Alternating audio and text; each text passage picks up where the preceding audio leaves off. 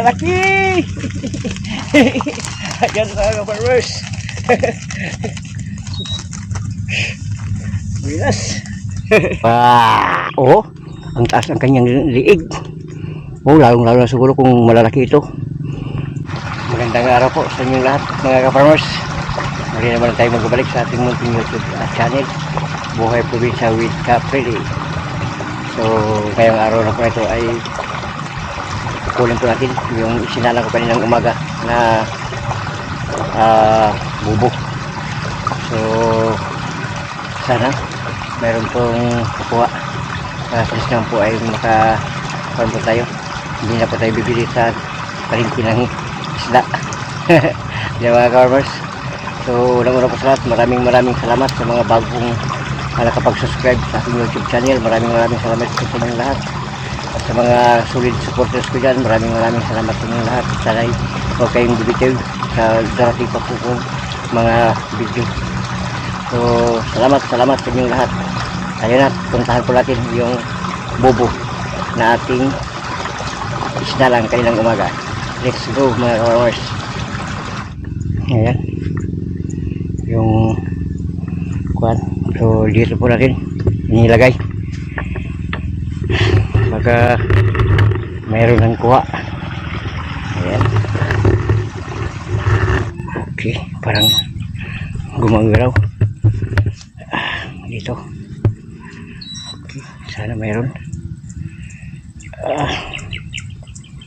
So hindi na natin patagalin mga ka-farmers, tingnan na po natin yung ating bobo.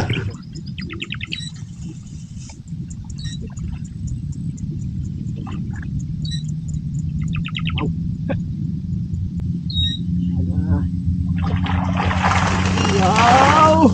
Ang lalaki! Ayan mga ka-farmers. Bilas. Ayan mga ka-farmers, oh, yung huli po natin. Wow, ang lalaki. Binigyan po tayo sa thank you Lord, salamat. Binigyan po tayo ng upang ulam po natin ngayon. Ayan, oh, mayroon pang isang kuan, oh, yung tawag dito yung snake turtle. Wow. Oh, kunin muna natin yung snake turtle mga ka-farmers. Wow, blessing, salamat Lord.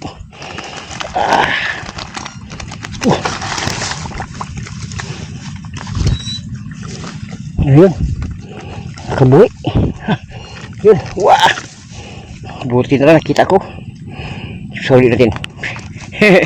Tapos kunin pa natin yung snake turtle. Mahirap kasi ito kumagat itong snake turtle. Yan, oh.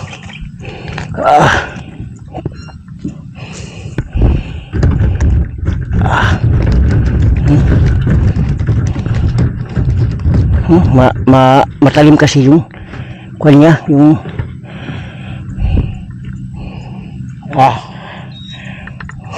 oh, tingnan nyo, kung hindi ka marunong umawak ng ganito, lalo na po yung mga malalaki po. So bibitawan po natin. Wow, oh, ang taas ng kanyang liig. Oh, lalo na siguro kung malalaki ito. So bitawan natin mga ka-farmers. Sige, go to the water. Oh, ang lalaki mga ka-farmers, oh. So kunin po natin, ilagay po natin sa ating basket. Wow, lagi isa. Wah, lo,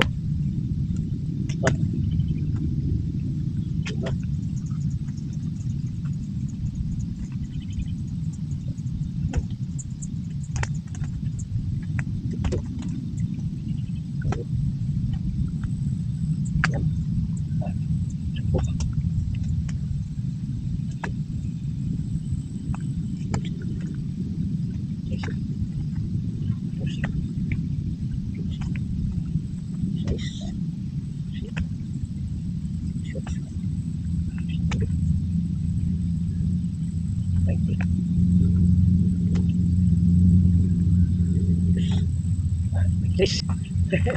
Ayan mga kabarmers. Wow. Ang dami.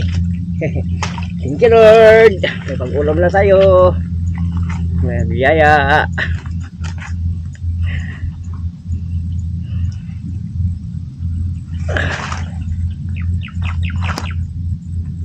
So sa ngayon mga ka-farmers ay mataas pa yung araw.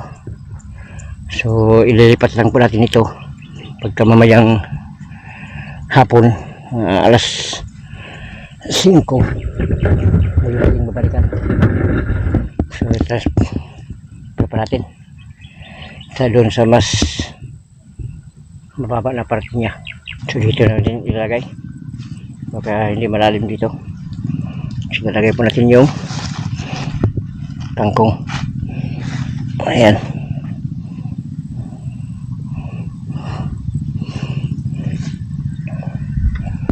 Pangalawang sarang ngayong araw po na ito.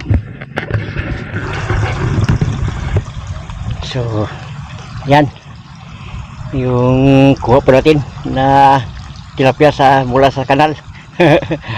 So marami-rami, almost mga 2 kilo po itong kuha po natin. So yung ating bubo po ay ating i-transfer sa ibang naman pong kuan. Kukunin natin mamayang pagdating po ng mga alas 5 ng hapon. So uwi muna tayo mga ka-farmers. Let's go. Uwi muna tayo. Hello.